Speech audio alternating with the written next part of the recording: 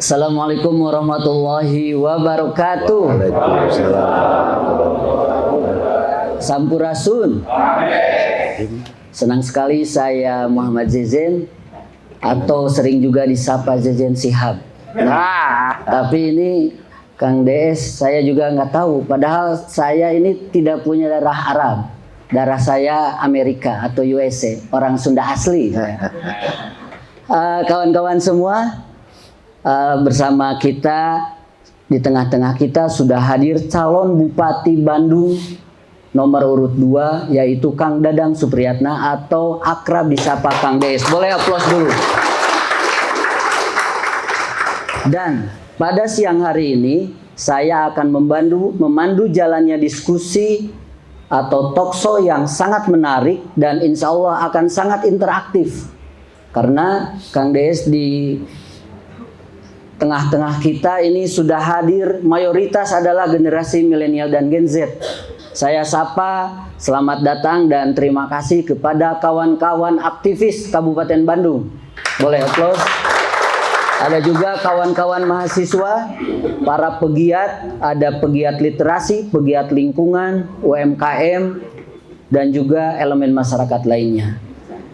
Dan seperti tadi disampaikan oleh Kang Umar Alam sebagai Ketua Forum Konstituen Kabupaten Bandung, pada sesi diskusi atau talkshow ini saya akan perkenankan kawan-kawan semua, mari kita uji gagasan, uji program atau apapun. Saya akan persilahkan pertanyaan, aspirasi atau kritikan boleh disampaikan dan kami tidak akan membatasi dalam bidang tertentu. Boleh soal lingkungan, soal pemerintahan, apapun boleh disampaikan. Namun sebelum itu saya akan sapa dulu Wilujeng Sumping, Kang DS. Terima kasih sudah hadir di acara diskusi Forum Konstituen ini. Terima kasih, Pak. Damang, Kang DS. Alhamdulillahirrahmanirrahim. Dan untuk memulai acara ini saya akan mengawali dengan mengucapkan selamat kepada Kang DS yang juga beliau adalah Ketua DPC PKB Kabupaten Bandung atas dilantiknya 2 kader terbaik PKB Kabupaten Bandung, yaitu Kang Haji Asep Romi Romaya dan Kang Dr. Cucun Ahmad Samsurijal yang kemarin baru dilantik. Dan yang juga cukup menghebohkan dan menggemparkan adalah ditetapkannya Kang Cucun Ahmad Samsurijal sebagai pimpinan DPR RI dari fraksi PKB mewakili Jawa Barat. Boleh mewakili PKB Indonesia. Yes. Kang Des, berawal dari Senayan saya pengen bertanya. Kalau saya tidak salah hitung, 7 dari 10 anggota DPR RI dari Dapil 2 Jawa Barat yang meliputi Kabupaten Bandung dan juga Bandung Barat, 7 diantaranya ini masuk di koalisi Bedas. Ya. Ada tadi Kang Asep Romi, Kang Haji Cucun, Kang Rajib, siapa lagi? Najib. Kang Najib, Kang Dede Yusuf, ada Jenny Cagur. Nah, kira-kira dengan 7 orang anggota DPR RI ini kekuatan yang sangat luar biasa, kaitannya dengan kesiapan Kang Des dalam menghadapi Pilkada Kabupaten Bandung seperti apa nih? Ini apakah jadi motivasi tersendiri atau seperti apa melihat ini? Oke, terima kasih Kang Jejen Shihab yang tentunya nanti saya kira Jejen Sakib gitu. Karena ini adanya Ali Sakib. Sahabat-sahabat dari Forum Konstituen yang saya hormati, Kang Dedi Nuhun, Sadayana Reng-Rengan, Kang Ejem, Kang Asep Herian, yang tentunya sahabat lama saya yang timur tenggelam, juga Kang Umar Alam yang belum sempat dilantik jadi anggota DPRD Kabupaten, dikiranya jadi anggota Dewan gampang beren gitu. Kamu jadi bupati mah tidak gampang. Kang Haji Deden, dan juga yang saya hormati dari Sekretaris Sekum Koni mana? Oh, ya. Alhamdulillah kalau berada di sini berarti di sebelah sini gitu ya. Saya kira di sebelah sana. Kang Dedi nuhun ka sadayana dan sahabat-sahabat dari Ini adik-adik sekalian, mahasiswa yang aktif maupun yang sudah selesai. Dan tentunya sebelum saya menjawab apa yang ditanyakan tadi Kang Jejen, 7 orang anggota DPR RI yang kemarin dilantik dari partai koalisi ini, menurut pendapat saya yang saya alami, ini akan menambah gairah yang sangat luar biasa, yang mana tidak dianggap enteng. Buktinya saya bekerja 3,5 tahun, APBD kita hanya 4,6 triliun sebelumnya, saat ini sudah mencapai 7,51 triliun. Berawal dari komunikasi saya dengan Kang Haji Cucun. Ya, Kang Ipin gitu. Satu orang. Hanya 1 orang. Jujur aja saya buka. Saya tidak menghitung Kang Dede Yusuf yang sudah memberikan PIP. Ya. Kang Dede Yusuf itu habis 100 ribuan. Nah, seandainya yang kemarin kita lakukan ini adalah 1 orang dengan komunikasi intens, secara intens dengan Kang Haji Cucun. Saat ini Kang Haji Cucun menjadi wakil ketua DPR RI, ditambah dengan anggota DPR RI dari Jabar 2 yang berkoalisi. Ya bayangkan saja, artinya akan menambah kekuatan yang sangat luar biasa. Itu juga kalau bisa berkomunikasi dengan baik. Ya. Dulu anggota DPR RI 10 orang, tapi tidak ada komunikasi dengan baik, ya itu saja, jalan di tempat. Ya, ya. Mohon maaf, saya kan bagian daripada pemerintah pada saat itu. Jadi APBD itu paling naik tuh 5%, PAD itu naik 5%. Saat ini coba bayangkan, APBD kita itu ada beberapa sumber, ada 4 sumber, diantaranya ada PAD.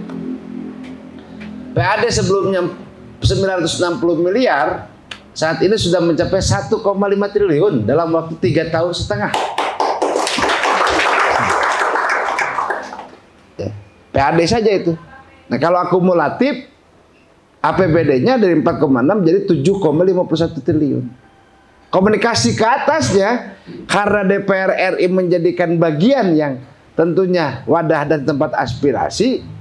Ya jujur saja saya buka saja di sini kemarin dengan Kang Haji Cucun sudah mencapai 7,51 triliun.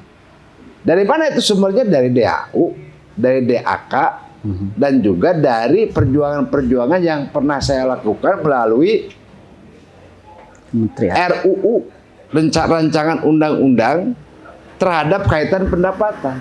Di antaranya apa? Ada bagi hasil dari penerimaan pajak dari pemerintah provinsi dengan daerah. Yang dulu itu kan asalnya hanya 70 dan 30%. 70%-nya di provinsi, 30%-nya kabupaten.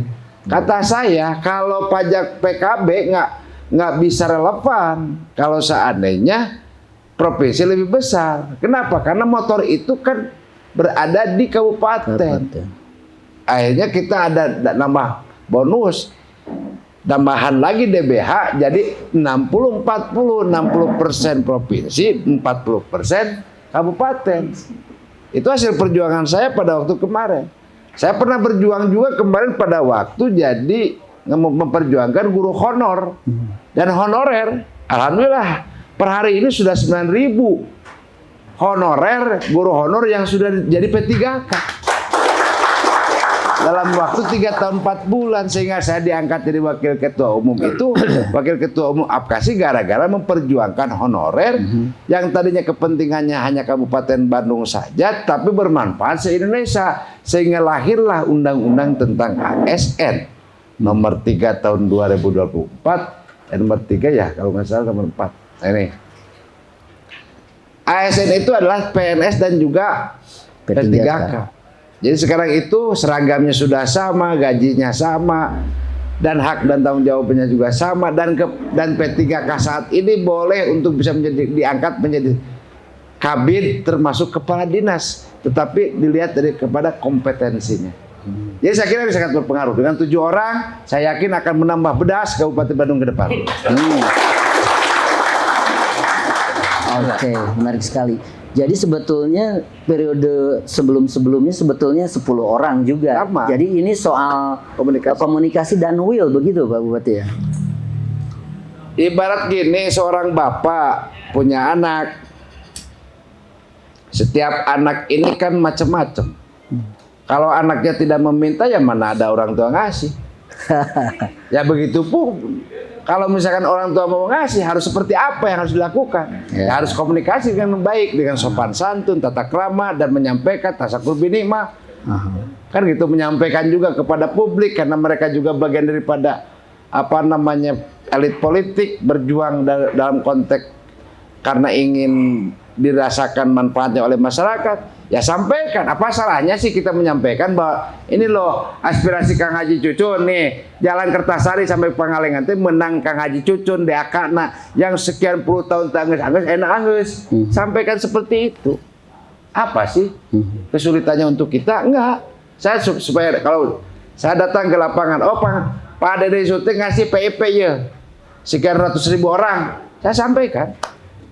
Nah inilah ada komunikasi dua arah yang saling menyenangkan atau nyaman. Nah kalau sudah nyaman ya apapun akan diberikan. Orang tua kalau seharusnya kita berbicara dengan baik, menyampaikan juga enak dan dipertanggungjawabkan juga dan disampaikan manfaatnya oleh yang memerlukan, ya orang tua pasti ngasih lagi lah. Ibarat seperti itu Kang Jejan. Siap. Kang Des, ini juga disebut-sebut sebagai salah satu kepala daerah berprestasi dan juga fenomenal di Indonesia. Berbagai penghargaan terus mengalir. Padahal sesuai Undang-Undang 10 2016 kan terpangkas masa jabatannya. Ini banyak masyarakat yang heran dan bertanya-tanya, apa saja sebetulnya yang dilakukan Kang Des selama 3 tahun? Kok bisa ini 3 tahun dapat penghargaan, pencapaian tadi PAD, APBD dan lain-lain. Sebetulnya apa yang dilakukan selama 3 tahun ini? Makasih Bang Jan. Setiap pekerjaan itu kita tidak keluar daripada planning. Planning, organizing, actuating, controlling. Dalam teori apapun, dalam suatu organisasi apapun, tanpa itu mua ayat tapak kenal lah. Ya punten-punten. Atau sporadis, atau sekali ingat, nggak bisa. Ini pemerintahan loh, bukan coba-coba. Ini pemerintahan daerah, tidak bisa spekulasi dan tidak bisa gambling. Ada aturan, mekanisme dan sebagainya. Nah maka visi dan misi ini menjadikan suatu acuan untuk mencapai tujuan. Yang mana visi misi ini berawal daripada apa yang diinginkan dan diharapkan oleh masyarakat. Karena saya pernah mengalami jadi kepala desa, karena saya pernah mengalami jadi ketua KNPI, berbau dengan kepemudaan, karena saya pernah jadi rakyat biasa, dan saya pernah tidak punya apa-apa, dan saya pernah jadi anggota DPRD kabupaten dan juga provinsi, sehingga tahu apa yang jadi persoalan di masyarakat. Nah maka dijadikanlah visi. Visi itu tujuan. Diimplementasikan dalam konteks misinya seperti apa dan diaktualisasikan dengan rencana aksi. Dari situlah kita punya target-targetan sehingga siang malam kita bekerja untuk kepentingan rakyat Kabupaten Bandung. Jadi visi misi dan target-target kerja ini memang betul-betul dilaksanakan bukan hanya dalam dokumen perencanaan ya. Ya, jadi gini, dalam visi misi itu memuat beberapa rencana aksi. Rencana aksi ini Kang Umar nih yang bikinnya visi misi yang pertama. Dengan Kang Asep Herian nih. Sama hanya pelaksana ditugaskan oleh Kang Asep Herian jeung Kang Alam. Mata Kang Alam can boga naon, da sakit can boga naon Kang Alam hampir. Karena saya bekerja ini untuk kepentingan rakyat. PJMD versi rakyat. Iya, jadi artinya Forum Konstituen memberikan mandat kepada saya. Pada saat itu dijadikanlah suatu visi misi dan diimplementasikan. Memang betul. Jadi begitu kita laksanakan, maka dibuatlah RPJMD, rencana pembangunan jangka menengah daerah ini kan harus dijadikan suatu pedoman. Idealnya kita 5 tahun. Nah begitu 5 tahun Contoh, saya nanya berapa sih rumah Rutilahu pada saat waktu kemarin sebelum dilantik, oh jumlahnya 37.000 Kang Egas. Jadi di keluh kesah sampaikan awalnya 37.000 Pak. Sehingga saya membuat target. Setiap tahun itu kita mempunyai target untuk menyelesaikan Rutilahu itu 7.000 unit per tahun. Sehingga 5 tahun itu selesai. Nah karena terpangkas oleh aturan Undang-Undang nomor 10 tahun 2016, maka tidak genap 5 tahun, kepotong 1,5 tahun sehingga menjadi 3,5 tahun. Nah, sehingga kita evaluasi berapa yang sudah terrealisasi selama 3,5 tahun. Ternyata setelah 3,5 tahun itu saya baru menyelesaikan 27.179 rumah Rutilahu yang baru selesai. Belum 5 tahun loh. Jadi lah untuk menyelesaikan kurang lebih sekitar 10 ribuan lagi lah. Jadi RPJMD itu benar. Kita punya targetan. Tapi saya sangat luar biasa. RPJMD kita rumah sakit itu dalam waktu 5 tahun, tapi dalam waktu 3 tahun selesai 5 unit. Ini kan luar biasa. Nah ini kan salah satu kinerja yang tentunya kita mana yang kira-kira priority. Terus yang kedua, janji politik kita terhadap insentif guru ngaji. Janji juga, bukan janji ya, saya ingin memberikan yang terbaik untuk mahasiswa, calon mahasiswa. Saat ini program BEST sudah jalan. Semua program ini jalan, termasuk pinjaman modal bergulir tanpa bunga, tanpa jaminan sudah jalan. Nah ini semua dilakukan karena ada will. Sehebat apapun visi misi, sehebat apapun rencana aksi, sehebat apapun RPJMD yang dibuat, tapi lamun punya targetan sesuai, saya kira hanya menjadikan catatan belakang. Saya bisa buktikan, bisa. RPJMD Provinsi Jawa Barat itu setiap tahun membuat SLTA baru itu 80 unit per tahun. Tapi no, tidak ada will. Terima kasih Pak. Mungkin ini pertanyaan terakhir dari saya. Sebelum nanti saya akan ngajak ngobrol nih teman-teman semua. Ini Pak Kang DS. Di sini kan banyak teman-teman mahasiswa.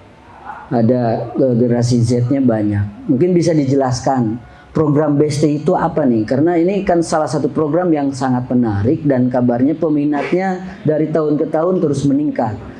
Selain itu, bagaimana komitmen Kang DS ini ke depan dalam halnya untuk para generasi milenial dan Gen Z dalam hal pendidikan, termasuk dalam mengatasi pengangguran, karena salah satu tantangan mahasiswa setelah lulus itu saya ini nanti berkiprah di mana, kerja di mana, atau jadi apa, dan saya pernah mengalami itu gitu.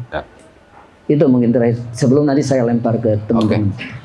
Program BEST ini lahir dari waktu itu saya jalan-jalan ke, ya suka keliling lah waktu jadi anggota DPRD kabupaten itu.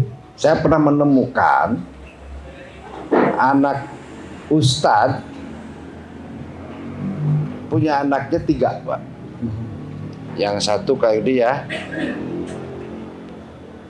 hafid Al-Quran 30 juz. Yang nomor 2-nya 17 juz. Yang nomor 3-nya si bungsunya itu 7 juz. Tetapi mau muliakan anaknya itu tidak punya kemampuan lagi nih. Saya tanya mau kuliah kemana waktu itu? Mau kuliahnya kemana? Ke Mesir Pak. Saya mikir, cari peluang, jaringan semua, dan alhamdulillah saya bisa membantu sampai bisa kuliah di Mesir gratis. Karena saat itu saya punya komunikasi. Saat jadi anggota DPRD saya pernah membantu teman-teman kuliah itu hampir 3.000 orang selama 10 tahun. Saya belum pernah minta duit sepeser pun kepada mereka. Nah disitulah begitu saya terpilih jadi bupati, membuatlah program beasiswa Ti Bupati. Untuk siapa? Untuk warga Kabupaten Bandung yang punya prestasi, tapi orang tuanya tidak ada kemampuan. Maka lahirlah BEST Pak. Alhamdulillah 2022 realisasinya 8, karena kita menganggarkan 80 unit, 80 mahasiswa, maka sudah terrealisasi. Yang daftar hampir 2.000-an. Setelah itu saya tambah lagi. kuotanya. Tahun 2023-nya kuotanya menjadi 125 calon mahasiswa yang daftar 3.000.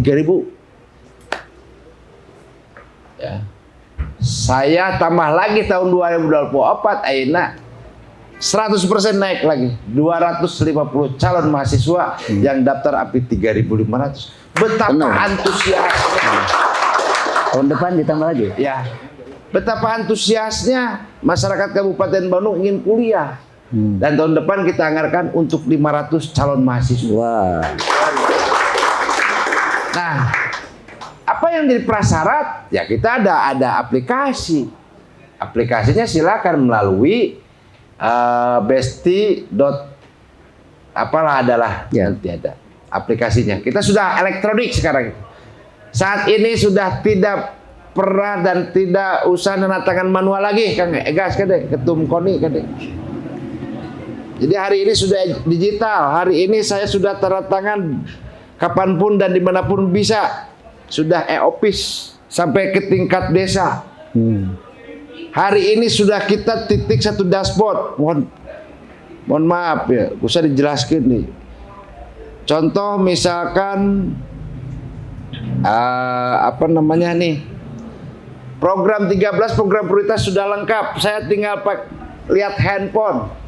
Kebohongan ku anak buah punten-punten. Saya ada di desa di mana, berapa titik desa apa, titik lokusnya di RW berapa, siapa namanya, saya bisa tahu langsung sampai kepada lokasi, BNM, address. Ini sudah serba digital. Kalau hari ini sudah tidak bergeser ke digitalisasi, ya ketinggalan. Pemerintah daerah tidak akan bangkit. Makanya kita visi yang pertama itu adalah bangkit, edukatif, dinamis, agamis, dan sejahtera. Kita ketinggalan. Saya ingat waktu itu, punten-punten, MCP KPK kita itu 65%. Ranking 270 se-Indonesia, ranking ke-27 di Jawa Barat. Saya tanya, apa indikator yang bisa meningkatkan MCP KPK? Ada 8 indikator. Indikatornya apa? Sertifikasi, BMD, apalagi LHP, BPK. Ternyata setelah saya buka LHP BPK kita Kabupaten Bandung dari tahun 2004 sampai 2020 belum selesai waktu saya jadi bupati pertama. Waduh. Saya tidak punya rasa dendam dengan siapapun. Saya selesaikan semuanya. Dan akhirnya sekarang MCP KPK Kabupaten Bandung 96%. Ranking ke 10 tingkat nasional dan ranking pertama di tingkat Jawa Barat. Wah. Dari peringkat 27 langsung peringkat 1. Ya, dari 270 jadi ranking 10. Dari ranking 27 jadi ranking ke pertama. Terakhir di Jawa Barat jadi pertama. Ya. Dan saat ini Kabupaten Bandung menjadi salah satu kabupaten kota percontohan anti korupsi dari KPK RI. Ini memperlihatkan integriti. Ya. Nah tentu tadi selama 3,5 tahun ini ya memang kita siang malam kerjanya. Jadi kita tidak main lah. Karena jujur saja saya dulu jadi anggota DPR, jadi anggota DPRD Kabupaten dan Provinsi masih jadi pengusaha. Perusahaan saya bisa se-Indonesia keliling. Tapi setelah saya jadi bupati, saya berhenti dari perusahaan, kasih ke anak saya fokus kepada ngurus masyarakat Kabupaten Bandung. Dan alhamdulillah hasilnya terlepas suka dan tidak, yaitu fakta dan data, silakan untuk disampaikan. Terima kasih. Satu lagi Pak Bupati, ini soal gagasan Pak Bupati untuk mengatasi pengangguran, kalau kata Rocky Gerung, pengangguran intelektual gitu. Kalau menurut mindset dalam pribadi saya, tidak ada kata dan tidak ada rumus anggur. Karena saya pelaku. Dari kelas 2 SD, saya sudah membantu orang tua. Kelas 1 SMA tahun 88 saya sudah penghasilan 8 juta per bulan. PNS waktu itu emang 50.000 lah. Harga tanah ke 5.000 perak per meter bala. Saya ingat.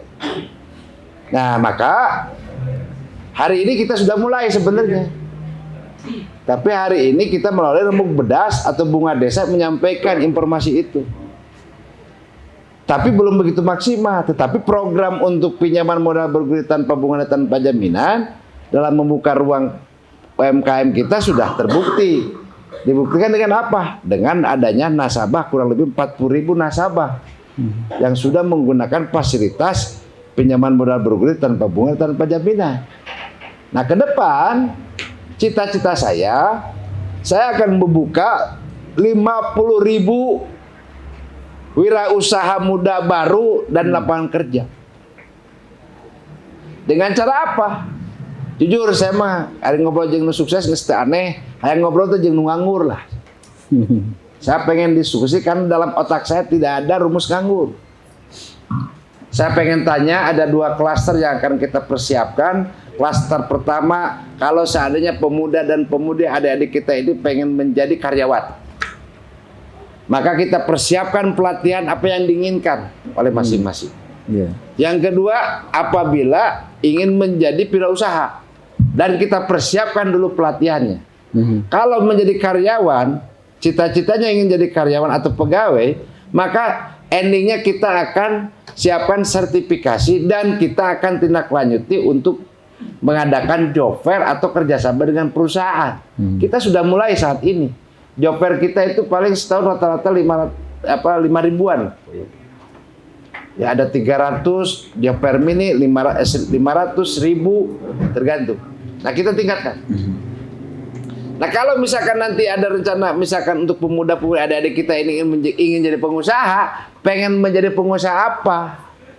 Sok ngobrol jeung saya mumpung ayeuna dalam pembahasan visi misi yang nanti akan diakomodir, apakah bisa dan regulasinya bisa menunjang, maka kita diadop pemikiran-pemikiran teman-teman. Saya butuh pemikiran teman-teman ini untuk menjadikan regulasi dan kebijakan yang nantinya bermanfaat untuk Kabupaten Bandung. Saya tidak mau hanya satu arah, tapi 2 arah ini lebih penting. Buat apa satu arah tidak ada manfaatnya? Lebih baik nomor 2 saja. Terima kasih. Boleh berdiri, Akang sebutkan nama dan dari mana? Assalamualaikum Bapak. Assalamualaikum warahmatullahi wabarakatuh. Siap. Kenalkan saya Ilham. Saya dari mahasiswa Universitas Balai Bandung. Oke. Saya ingin menyampaikan aspirasi saya lah Pak ya. Curhat. Terkait lingkungan. Gitu. Oh, boleh. Karena kemarin-kemarin juga kan sempat banjir gitu. Gini Pak, salah satu faktor yang saya analisis kenapa bisa terjadinya banjir adalah menurunnya daerah resapan air. Dan dalam dokumen KLHS Tata Ruang dan Tata Ruang Wilayah RT/RW Kabupaten Bandung terdapat peningkatan kawasan pemukiman yang sangat signifikan sebesar 8.743,34 hektar. Nah, untuk periode ke depan, saya ingin tahu bagaimana cara Bapak menyikapi hal tersebut. Terima kasih. Soal Kasih. tapi Pertama dari Ariel tadi kaitan dengan banjir. Betul, saya sepakat bahwa banjir ini bukan hanya di hilir, tapi berbicara dari hulu ke hilir. Jadi kita ketahui bahwa Citarum ini menjadikan salah satu sungai Jawa Barat andalan yang tentunya Kabupaten Bandung bagian daripada Citarum yang terbanyak. Nah, sehingga Sungai Citarum ini yang berasal dari Sumedang, Kota Bandung, Cimahi, ujungnya di Bandung Barat. Nah, belum Ciresea, Sungai Citarik, Cikeruh dan sebagainya, anak-anak sungai. Berbicara kewenangan, secara tugas dan fungsinya ini merupakan kewenangan daripada BWWS, baik sungai maupun anak-anak sungai. Tetapi pada kenyataannya, ya ada juga yang pernah saya lakukan bahwa ini bukan hanya tanggung jawab BWS lagi, tapi kadang-kadang kita juga karena kondisi masyarakat tidak tahu. Anggaran itu salah kita bupati. Nah, bupati itu gawe dari tadi Ibu Celungcang, banjir bandang ataupun banjir yang sifatnya kiriman. Tetap pemerintah daerah, padahal ini merupakan kewenangan Kementerian PUTR, dalam hal ini BWWS Sungai Citarum. Karena Sungai Citarum dan anak-anak sungai ini merupakan hak dan tanggung jawabnya adalah ada dari BWWS. Tapi tidak begitu, saya sudah melakukan dalam waktu 99 hari kerja, saya bisa menyelesaikan normalisasi sungai sepanjang 12 kilo. Non APBD, Kang Denita. Harita non APBD dengan cara apa? Pentahelik bisa. Rumusnya apa? Terbuka. Pentahelik ajak ngobrol, ya, pengusaha, media, masyarakat. Ternyata ada yang menghibahkan tanah 4 meter. 12 kilo saya lakukan dalam waktu kinerja saya 89 hari. Begitu dilantik saya langsung kerja. Non APBD. Ya itu. Jadi bagaimana untuk ke depan? Nah, makanya saya selalu komunikasi dengan teman-teman lingkungan. Teu bisa enak punten mahasiswa ngomong hungkul, baritan pernah tatangkalan. Mohon maaf. Kita sudah keluarkan Perbup nomor 2 tentang setiap orang diwajibkan untuk menanam pohon. Yang baru masuk sekolah 2 pohon, Mang, 2. Yang baru nikah juga 2 pohon menanam pohon kesayangan. Yang mempunyai kendaraan roda 2 D mah. Jadi 7 pohon. Yang mempunyai kendaraan roda 4, 25 pohon. Terus perusahaan-perusahaan yang diberikan izin ini wajib mengeluarkan dan membantu pohon disesuaikan dengan luasan. Kita sudah keluarkan regulasi itu. Nah, makanya kita ada kegiatan kayaknya jadi rembuk ngaleuweung, bedas ngaleuweung. Lain gagayaan, lain kade. Geus biasa ieu mah dibaheulanya oman. Baheula Kang Yudi tahun 2004 kita mendirikan di Gunung Wayang. Saya ingat 32 komunitas saat itu. Sekarang sudah mencapai 500-an ya. 500 komunitas pencinta alam, bayangkan.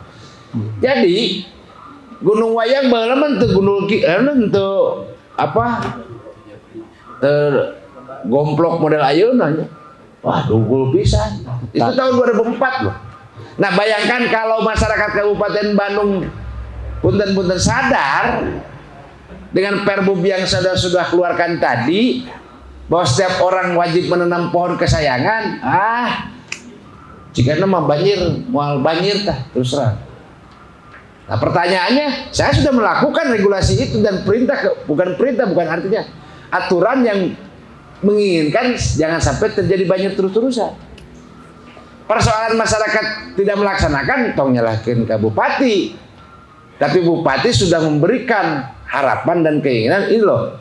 Setiap yang lahir wayahna 2 pohon kesayangan, mau melakna di depan rumahnya ataupun dititipkan kepada pencinta alam untuk ditanam misalkan di tempat-tempat yang gunung, silakan. Itu mah teknis. Yang baru nikah disimpan di KUA, silakan. Yang baru masuk sekolah mau dititipkan melalui kepala sekolah, mangga. Ini tinggal dijalankan. Nah, kalau sudah ditampung di masing-masing komunitas, nanti tempat mana ada zona. Teman-teman komunitas ini kan ada kewajiban dan kewenangannya. Wilayah utara misalkan siapa, komunitas apa, selatan dan sebagainya. Sehingga kita keliling, ada bedas ngaleuweung. Nah, dari situlah kita menanam pohon dan sebagainya. Bukan hanya menanam pohon, kita juga mencari solusi bagaimana untuk memperbaiki alam. Karena Alam Umar kemarin kan tidak jadi anggota DPRD. Ini jadi artinya semua kita akan lakukan. Insya Allah kita komitmen. Bukan hari ini saja. Saya dari kecil, punten. Dan ini tolong juga dibantu oleh teman-teman semua. Bukan hanya mengkritisi tapi tidak melakukan. Kritisi itu boleh, mengkritisi boleh, tapi harus ada solusinya seperti apa. Tapi jangan memprovokasi, apalagi hoax itu tidak boleh. Mengkritisi mah saya mah welcome. Baik dibicarakan kumah. Kenapa saya selalu yakin kullukum ra'in wa kullukum mas'ulun. Setiap pemimpin itu bakal saja bertanggung jawab di akhirat. Karena saya mah ingin masuk ke surga. Saya mah metek tegetek karena mengkang egas ini keluh kesah, nanti curhat, jadi masalah. Silakan aja. Yang penting mas saya tegur saya tapi dalam artian konstruktif, bukan provokatif, itu aja. Oke ya, Daryl. Jadi kedepannya tetap kita akan lakukan terus, karena tidak ada kata berhenti. Dan urusan sampah itu kita ada 4 cara yang harus kita lakukan, baik itu LSCO, ya, terus penanganan di tingkat RW, penanganan di tingkat desa, dan penanganan setiap kawasan atau wilayah. Kita sudah lakukan. Cita-cita saya ke depan ya bersih sampah atau zero waste. Kita sudah ada inovasi-inovasi sehingga dari sampah bisa menjadikan bahan untuk RDF. Setelah jadi RDF nanti dijual ke perusahaan-perusahaan yang ada. Ini yang tentunya sudah kita lakukan. Assalamualaikum warahmatullahi wabarakatuh. Perkenalkan, nama saya Hanfa dari Universitas Islam Nusantara. Hanfa. Ya. Sebelumnya terima kasih pada Bapak Bupati yang sangat luar biasa. Sebetulnya ada sedikit keresahan Pak untuk saat ini. Keluhan saya itu terkait keterbukaan informasi Pak di wilayah Kabupaten Bandung, apalagi mengenai, saya sangat apresiasi mengenai program Bapak yaitu PSPKB Pak, alhamdulillah, yang mungkin saat ini sudah berjalan di beberapa kelurahan, tapi sangat disayangkan di kelurahan saya itu jauh dari keterbukaan informasi Pak. Kelurahan mana? Kelurahan Andir Pak. Dan itu tidak ada sosialisasi ataupun pemaparan pada masyarakat, dan hanya golongan tertentu saja yang mengetahuinya Pak.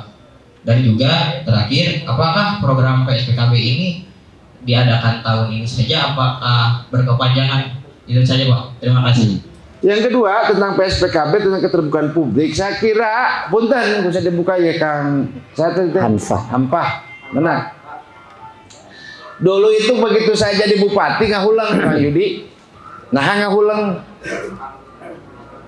ada anggaran ke desa 3 miliar, 4 miliar, ada yang 5 miliar.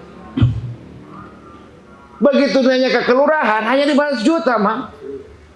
Timpang. Cek saya teh kumaha teh.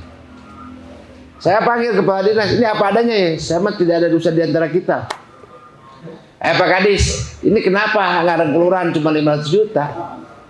Pantesan di Mekarwangi itu warga Mekar aya jalan kelurahan kugang aya gang kelurahan tanah kene mah waktu kampanye teh itu kelurahan tapi tanah kene kan kaget. Ai logika saya mah kieu kelurahan teh kota we gitu tuh. Ternyata masih kena anu tanah. Masyaallah. Bener. Begitu saya dilantik saya ningali anggaran hanya 500 juta tak Kang Firman. Desa 3 miliar. Kalau begini caranya saya berarti ya mesti diurus. Oke Kak, mana keberpihakan pemerintah daerah terhadap kelurahan? Tidak ada. Apakah ada anggaran khusus? Tidak ada. Punten bisa dibuka. Misalkan untuk perbaikan gang, perumahan segala macam, ada. Ada gitu. Kalau begini caranya udah dibalikin jadi desa di situ. Kan desa mah sudah ada anggaran dari ADD, kelurahan kan tidak ada. Apa cenah gengsi, lain gengsi ada kira-kira teu kaparaban yang teu urus mah balikeun we cik saya. Ieu mah per-peran we sama. Karena bilang gengsi nya oge lah di satu. Oke lah teu naon. Setelah itu naik tahun pertama tahun 2022 itu 750 juta per kelurahan. Asa teu genah saya teh, asa dosa teh ke masyarakat jujur we. Apalagi Balai Enah. Balai itu kan jumlah penduduk terpadat. Ya. Nah begitu dilihat, akhirnya saya nugaskan ke Bag Tapet. Coba studi banding tong jauh-jauh lah ke kota Bandung. Bentuk kelurahan seperti apa dan sebagainya. Akhirnya keluarlah program PSPKB. Program sinergitas lain pada saya ketua PKB lain. Kabeneran we Kang Yudi ya rumah. Jadi programnya PSPKB program sinergitas pembangunan kelurahan Bedas. Itulah PSPKB. Nah pertanyaannya apakah akan dilanjutkan atau tidak? Ya lamun saya bupati pasti bakal terus. Ngan lamun lain bupati santai. Seperti insentif guru ngaji, seperti insentif RT RW. terus seperti PSPKB bisa saja diganti dan dihilangkan. Kenapa? Karena beda otak, beda cara. Jangan beranggapan sama, jangan salah. Kadang kayaknya guys, tunggu beranggapan sama, sirah jelema pasti berbeda. Gayanya juga berbeda. Karena gaya saya memang di masyarakat pernah jadi ketua RT, ngerti karena kehayang RT, ngerti karena kehayang rakyat. Yang lain belum tentu, saya tuh bisa ngejamin. Tapi selama saya jadi bupati, akan saya lanjutkan. Nggak usah lagi. Bahkan akan kita tingkatkan. Dan bahkan kita akan buatkan dari visi yang kedepannya akan kita buat itu adalah mewujudkan Kabupaten Bandung yang lebih bangkit, edukatif, dinamis, agamis, maju dan berkelanjutan menuju Indonesia emas. Bayangkan. Ada 5 misi, rencana aksinya ada 57 rencana aksi, ada 12 dari 57 rencana aksi ini ada 12 skala priority. Inilah yang kita akan gelar 5 tahun yang akan datang. Insya Allah semua program ini saya sudah hitung dan kita perhitungkan.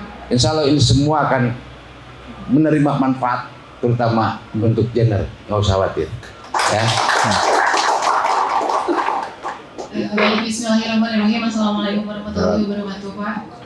Waalaikumsalam. Sebelumnya saya Atariza Kalisa dari Universitas Atariza Ratu aja. Ratu.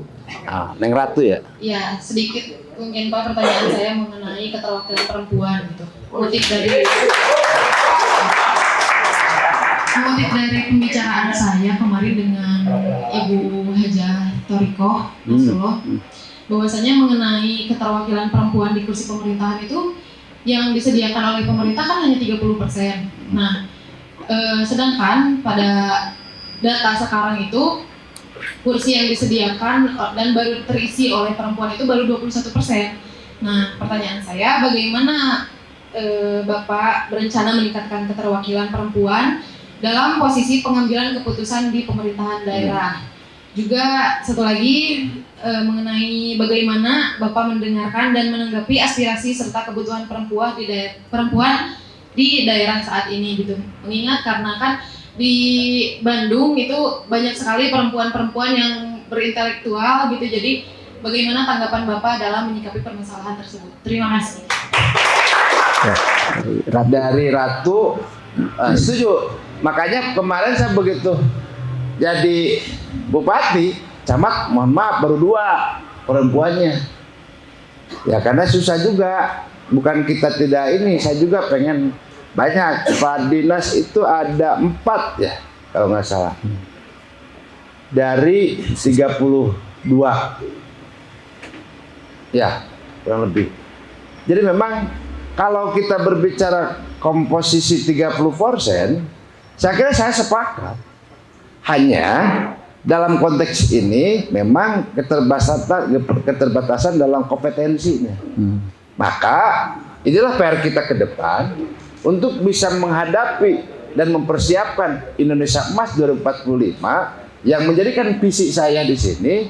Yang tadi visinya adalah mewujudkan Kabupaten Bandung yang lebih bangkit, edukatif, dinamis, agamis, sejahtera, maju dan berkelanjutan menuju Indonesia Emas. Ada 5 hal yang harus kita persiapkan.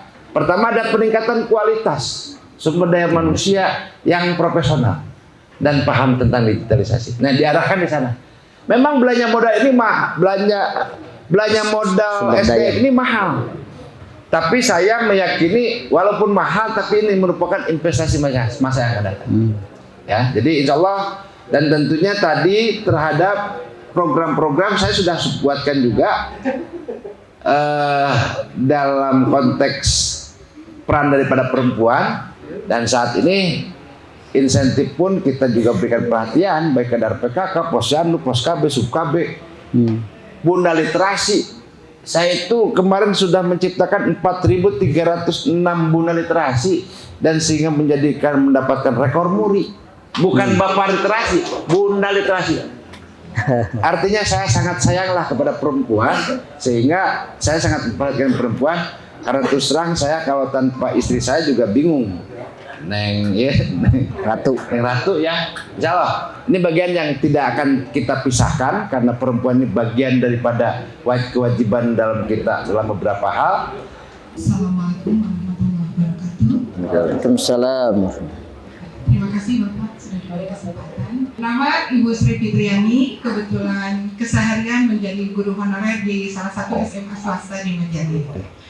Yang pertama Bapak, saya mengucapkan terima kasih yang tak terhingga kepada Bapak pada awal kepemimpinan Bapak telah memberikan apresiasi kepada kami sebagai guru honorer yang sekaligus aktif di bidang lingkungan hidup. Saat itu alhamdulillah Bapak telah merekomendasikan kami dan alhamdulillah saya mendapat penghargaan di tingkat kabupaten untuk ke tingkat nasional. Saat itu diberi penghargaan sebagai perempuan berjasa dan berdaya di tingkat nasional, diberi penghargaan oleh Ibu Iriana Joko Widodo. Terima kasih Bapak, ini menjadi penyemangat bagi siswa-siswi kami di SMA kami. Kemudian yang kedua, saya juga mengucapkan terima kasih mewakili Ibu Kepala Sekolah kami dan siswa kami yang di awal program BESI diluncurkan, siswa kami pertama kali masuk mendapatkan bantuan beasiswa dari Bupati dan sekarang berkuliah di UIN Bapak. Alhamdulillah. Kemudian dari segi penyeleksian saya sangat bangga karena itu sangat tepat sasaran. Kemudian yang kedua, saya ingin menyampaikan unek-unek dari majalah yang pertama Bapak, yaitu masalah banjir. Masalah banjir di majalah itu sering sekali datang Bapak, padahal kami berterima kasih sarana jalan itu sudah bagus, dan yang sering muncul yang menjadi keluhan di antara kami adalah banjir Cilencang yang sangat menggenangi jalan raya dan itu sangat mengganggu akses. Dan itu kalau dilihat adalah tertutupnya gorong-gorong Bapak, baik di depan perusahaan-perusahaan industri maupun di sekitar halaman-halaman rumah keluarga ataupun di sekitar jalan-jalan protokol. Nah, ini yang menjadi harapan dari kami, mudah-mudahan di masa kedua Bapak bisa menyelesaikan banjir Cilencang yang ada di Majalaya ataupun banjir kami sebut banjir kiriman ya, Bapak, dari wilayah hulu ya, karena itu 3 jam dari atas ke bawah sudah menjadi banjir. Akibatnya menjadi gangguan, salah satunya di siswa kami Pak, ya karena kebanyakan ekonominya ke bawah. Kalau sudah banjir Cilencang seperti itu, jalan sepatu basah, besoknya mereka ke sepatu Pak ke sekolah, rata-rata pakai sendal. Nah itu Pak, mohon mudah-mudahan ini menjadi PR untuk Bapak, karena secara jalan sudah bagus tapi terganggu oleh banjir yang sangat intensitasnya besar. Walaupun banjir Cilencang itu curahnya sangat besar dan bau aromanya itu sangat gak enak. Itu aja Pak, terima kasih. Assalamualaikum warahmatullahi wabarakatuh. Waalaikumsalam. Ya, guru honor. Kenapa saya lebih memperhatikan honorer? Gini Bu ceritanya, saya kan pernah jadi anggota dewan. Sakitnya itu di sini Bu. Manakala ada keinginan teman-teman guru honor saat itu, saya sudah perjuangkan. 2017 saya ingat itu. Bang, hari itu kerja anggota dewan kan. Saya di komisi D ya. Dan juga saya juga anggota Bankar dan juga anggota Bamus. Begitu saya usulkan, dapatlah keputusan 45 miliar waktu itu. Begitu saya statement bahwa ini untuk guru honor, saya dapat bisa memperjuangkan 45 miliar. Sudah masuk dalam keputusan Bamus, 2 minggu kemudian hilang. Disitulah saya nangis, dicoret dicoret anggarannya.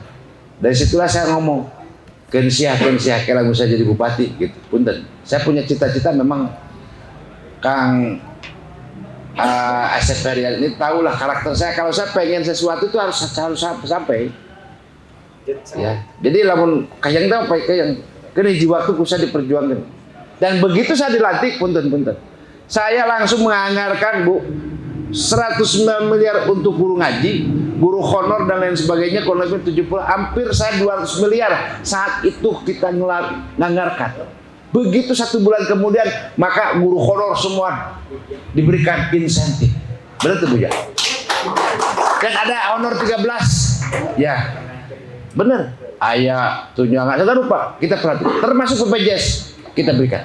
Kenapa? Itu janji saya pada tahun 2017. Jadi setiap kebijakan yang saya keluar itu sebenarnya ada asbabul nuzul. Tidak ujug-ujug, ada proses yang tentunya ini betul-betul dirasakan dan diinginkan oleh seluruh warga masyarakat. Itu. Jadi kaitan dengan tadi masalah solokan segala macam, insya Allah. Ya tadi, jadi kalau saya turun tangan dalam konteks penyelesaian, overlap lah dengan BWS. Sementara anggaran BWS tapi tidak masalah Bu. Kemarin saya Bumi Wangi saya turunkan beko juga. Nah kalau misalkan Majalaya kita mau turunkan beko, maka mau besok ataupun lusa saya akan turunkan beko Bu. Yang penting siapa yang mengawal di lapangannya, ya kan saya lagi cuti sekarang, kan baik tuh 2 hari uang, daya beko saya lah, beko pribadi saya masih kena saya tuh 2 hari uang. Yang penting apapun keinginan daripada masyarakat Majalaya, mangga. Yang penting kita buatkan timnya seperti apa Kang Umar, boleh. Nggak usah pakai beko apa kabupaten, kan namun kira-kira beko kabupaten ayah kenaun diantar pun mending pakai begitu. Teman-teman, saya kira itu banyak hal yang ingin saya dengar dan banyak hal yang ingin saya menerima masukan sebelum saya memutuskan dalam konteks RPJPN, RPJMD yang tentunya menjadikan suatu harapan. Tapi yang jelas masukan yang sangat luar biasa dari seluruh adik-adikku sekalian, anakku sekalian, dari mahasiswa dan juga sahabat-sahabat semua, ini sangat-sangat saya tunggu. Saya welcome, mau kapanpun diskusi tanpa formal pun mangga, dek bari ngopi mangga, dek bari makan naon teh karedok juga hayu, dek di leuweung juga ngobrol hayu, ya, dek bari di sisi susukan oke mangga, silakan kapanpun siap. Demi kepentingan dan kemajuan Kabupaten Bandung yang lebih pedas lagi. Saya kira itu, dengan tidak mengurangi rasa hormat, insya Allah semoga semuanya sehat. Saat ini saya selalu berkomitmen untuk kemajuan Kabupaten Bandung yang kita cintai. Hatur nuhun, salam sehat, salam berkah, dan juga salam hormat. Tak lupa salam pedas untuk semuanya. Jangan lupa tanggal 27 November 2024, jangan ragu-ragu, coblos nomor 2. Jangan pernah menyalahkan dan menyelekan lawan, tapi fokus untuk pemenangan nomor 2. Akan terus melakukan perubahan untuk Kabupaten Bandung yang kita cintai. Saya akan sedikit mengutip nih pernyataan Kang Umar Alam di media beberapa waktu lalu. Mari kita jaga perubahan. Jangan sampai membawa Kabupaten Bandung ke masa lalu. Karena perubahan yang kita rasakan saat ini tidak datang dengan mudah. Ini hasil perjuangan panjang dari masyarakat yang menginginkan pemerintahan yang bersih, transparan, dan berpihak kepada rakyat. Kita semua ingat bagaimana Kabupaten Bandung terpuruk pada masa itu. Karenanya dan mari kita jaga perubahan yang telah kita raih dengan susah payah. Jangan sampai kita kembali ke masa lalu yang penuh dengan ketidakadilan. Pilih pemimpin yang memiliki track record bersih, program yang jelas dan bermanfaat, dan komitmen yang kuat untuk membangun Kabupaten Bandung. Itu kalau dari saya. Untuk lebih jelasnya bisa dibaca di media-media ini, viral berita itu kemarin dari Forum Konstituen. Terima kasih, mohon maaf atas segala kekurangannya. Terima kasih juga kepada Kang Des yang sudah menyempatkan hadir di sesi diskusi Forum Konstituen Kabupaten Bandung. Terima kasih kepada hadirin semuanya.